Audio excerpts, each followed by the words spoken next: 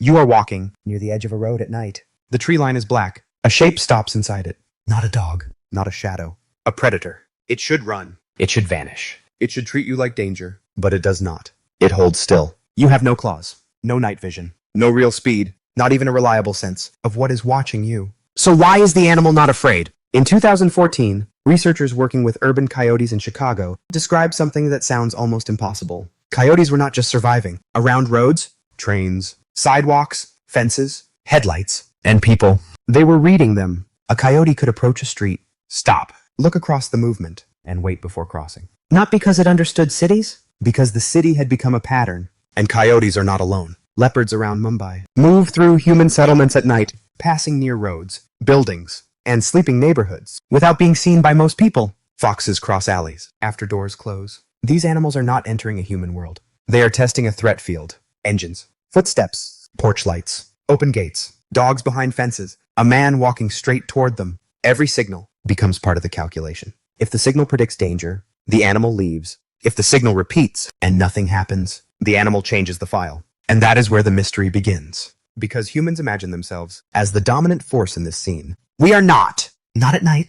Not at the edge. Not inside the animal's sensory world. We are loud, slow, badly oriented mammals with weak noses, poor darkness vision, and a strange habit of moving in straight lines while staring at glowing rectangles. We miss scent. We miss pressure. We miss the ear twitch, the shoulder lock, the half step backward, the exact moment when a wild body prepares to explode away from us. By every sensory metric that matters in darkness, we should be the blind animal in the story, but the predator is the one backing away until it stops. The first weapon was distance. Scientists often describe this with a simple idea called flight initiation distance. It means the point where an animal decides your approach has become expensive enough, dangerous enough, or unpredictable enough. That escape is worth the energy.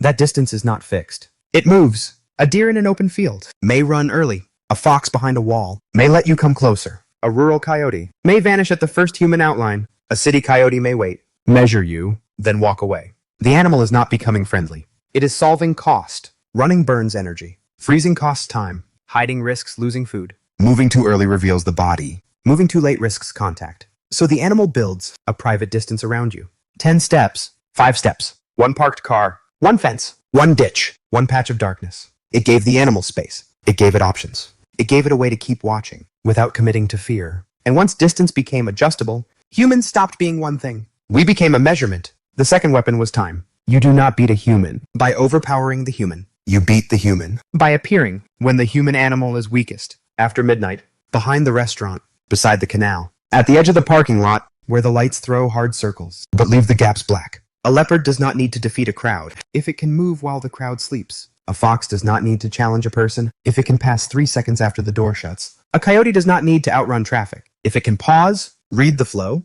and cross when the metal herd opens. This is not courage. It is timing. The predator waits until our strengths turn off. Our groups dissolve. Our voices fade. Our eyes fail. Our houses seal us inside boxes of light. Then the animal moves through the negative space around us. Not hidden from the city, hidden by the city. The third weapon was repetition. One human is unpredictable. 1,000 humans are a schedule. The delivery truck comes before sunrise. The jogger takes the same path. The gate slams at 6. The dog barks behind the same fence. The headlights sweep the same corner and disappear. At first, every one of these signals can trigger alarm. Heart rate rises. Muscles load. Ears turn. The body prepares a choice. Run. Freeze. Hide. Lunge. But repeated signals that do not end in contact lose power. The nervous system does not need poetry for this. It needs statistics. This sound happened before. Nothing touched me. This shape passed before. It did not turn. This light moved before. It did not hunt. Over time, the animal stops treating the signal as an attack and starts treating it as weather. The fourth weapon was our blindness. Humans think eye contact means recognition.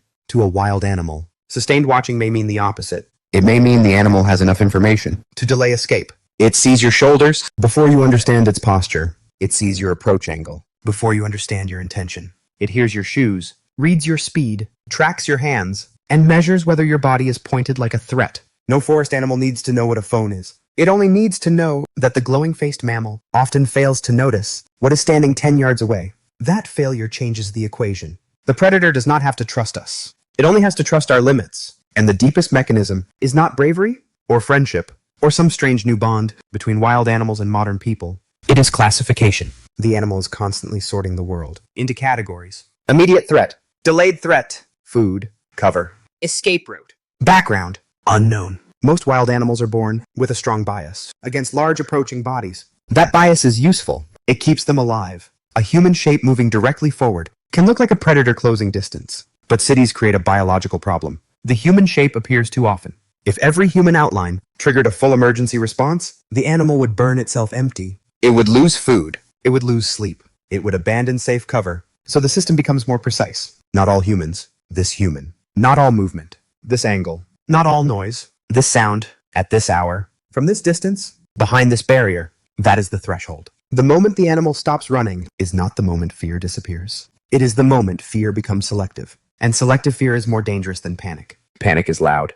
Panic wastes motion. Panic breaks cover. Selective fear waits. It lets the jogger pass. It lets the car roll by. It holds the body still and saves the explosive movement for the one signal that matters. A direct approach. A blocked exit. A dog off leash. A human hand closing distance. Then the file changes again, and the calm animal becomes what it always was. Wild. This is why the quiet stare feels so strange. Your mind wants to turn it into a relationship. It wants a story where the animal recognizes you, accepts you, maybe even understands that you mean no harm. But the animal does not need that story. It has a simpler one. You are large but slow, bright but blind, loud but patterned, dangerous in some moments, harmless in others, and almost always surrounded by signs that reveal what you are about to do. So when a predator stands at the edge of the woods and does not run, you are not seeing domestication. You are not seeing gratitude. You are not seeing peace. You are seeing a nervous system that has watched us long enough to lower the alarm without closing the distance. That is the unsettling part. The animal did not become more human. It simply learned the shape of our weakness. We thought proximity meant control because human beings mistake nearness for understanding. We built roads through hunting routes, lights over feeding grounds, and fences around places animals already knew how to cross. Then we acted surprised when they learned the map. We could not smell what they smelled, so they moved through scent.